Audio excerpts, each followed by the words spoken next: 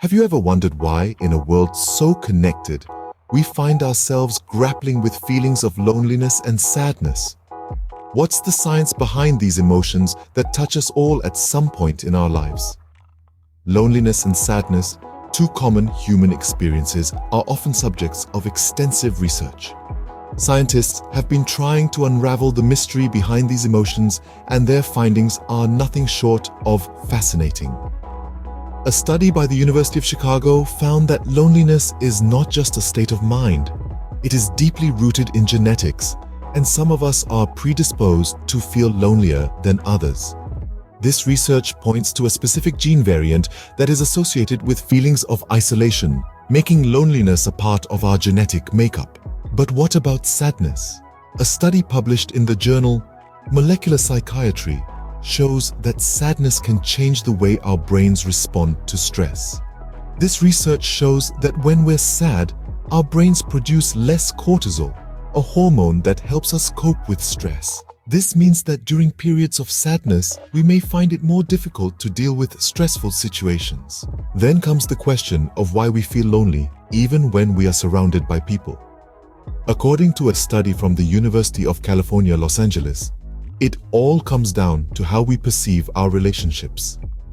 If we feel that our relationships lack depth or meaning, we can still experience feelings of loneliness. But it's not all gloom and doom. Research also suggests that experiencing loneliness and sadness can have its benefits. A study from the University of New South Wales indicates that sadness can enhance our attention to detail and improve our memory.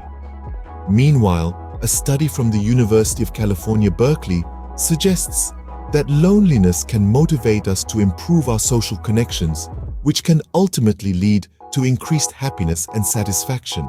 In the realm of psychology, loneliness and sadness are not just negative experiences. They are complex emotions that can shape our behavior, influence our decisions, and even spur personal growth. So what have we learned? Loneliness, far from being a mere state of mind, is influenced by our genetic makeup. Sadness, on the other hand, alters our brain's response to stress. Both of these emotions can be amplified by how we perceive our relationships. But while these emotions can be challenging, they are not without their benefits.